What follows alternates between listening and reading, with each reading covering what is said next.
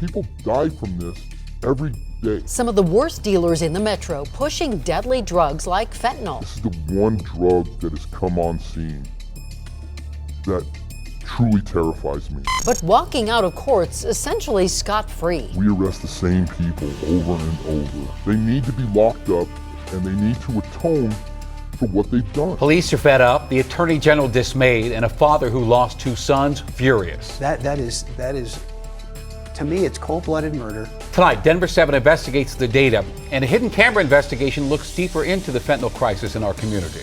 Consider these numbers. State records show more than 1,500 Coloradans overdosed on drugs last year. Nearly half of those deaths attributed to fentanyl. Tonight, we are digging deeper into why drug dealers are able to walk out with little consequence. Here's Chief Investigative Reporter Tony Kowaleski.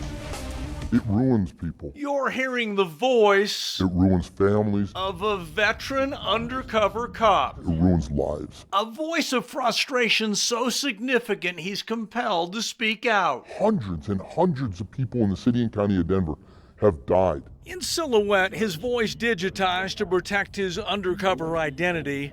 He's reacting to new data uncovered by Denver7, reacting to what we found in the courts, and reacting to what our hidden cameras found at one of Denver's most iconic locations. It's ruining our city.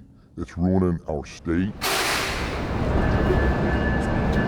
The sounds and beauty of Union Station contrasted by what our hidden cameras recorded.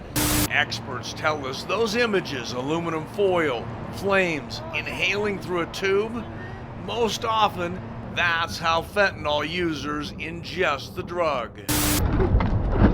Make no mistake, it didn't take long for us to capture this video. It's right out in the open, virtually every single day. I've seen entire families completely torn apart. It's definitely, Tony, the worst day of my life. In one day, Matt Riviere lost his 2 sons to fentanyl. At 2 a.m., I got a bang on my door. She had told me that both the boys had just passed away. Andrew was 21. Stephen was 19. 2 decisions, 2 pills, 1 tragic ending. Yeah, that it was fentanyl, that it was a counterfeit drug, that they thought they were doing hydrocodone or oxycodone.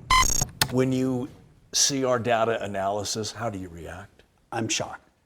I'm shocked that that many people are being able to escape the system and not be held accountable. He's reacting to these numbers, data gathered by Denver7 using the state's open records law. It's awful. This is broken. It's not just about me. I lost both my boys, and I have to live with that pain and that suffering. The data shows in all of last year in Denver alone, 1,298 arrests for serious drug offenses like selling fentanyl. Nearly 70% of those accused drug dealers went to court, and judges let them get out of jail free, issuing a personal recognizance or PR bond, allowing them to walk out of the courtroom without any monetary guarantee, nothing more than a promise to return to court. Mr. Gonzalez-Pena has failed to appear. Undercover cops in Denver arrested Martin Gonzalez-Pena on multiple serious drug dealing charges, including significant amounts of fentanyl and heroin. He didn't show up in court after getting a PR bond. Failed to appear. Our data dig discovered Gonzalez-Pena was not the only accused drug dealer who failed to appear in court last year. Take a look. In Denver alone, 45% of all accused serious drug offenders failed to appear after a judge granted a PR bond. Failed to appear. After they promised to return to face their charges. Mr.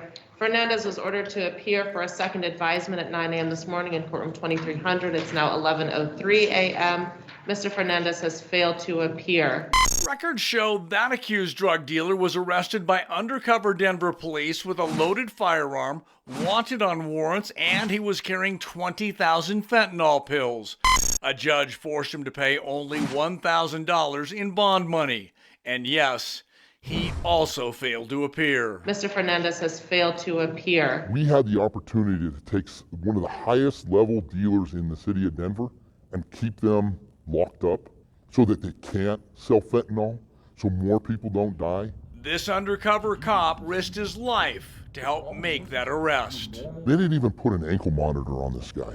I'm sure he's out there right now selling fentanyl. They failed to do their jobs. Ultimately, it's the ugly side of a beautiful city. Failed to appear. And it's something city and state leaders have to confront. Is this acceptable? The answers are crystal clear to many. Because for God's sake, somebody has to do something now. People have to say enough is enough. We're not going to allow judges and politicians to do this to us anymore. So Stephen is on the left and Andrew's on the right. The answers for a dad who lives daily with the pain of what might have been are filled with both frustration and anger. We're letting these murderers, in many cases, go. It's absolutely wrong. Yeah, these are some of my favorite photos of them being older, for sure. Matt Riviere doesn't know who sold his boys the fentanyl, but he says he will fight with every ounce of his being to keep them off the streets if they are ever arrested. No other parent, he says, should have to live through this hell. I have a picture of the boys by a lamp I turn on every morning. And I sometimes literally shake my head and I look at that picture like, this can't be true. And that painful reality is why Matt labels his son's unknown drug dealers as murderers.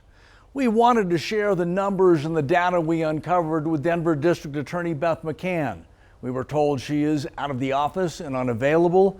We do plan on following up with that request. And one final point for you. Both Governor Polis and Attorney General Weiser have recently called on lawmakers to revisit the issues and penalties surrounding fentanyl. I'm Chief Investigative Reporter Tony Kovaleski.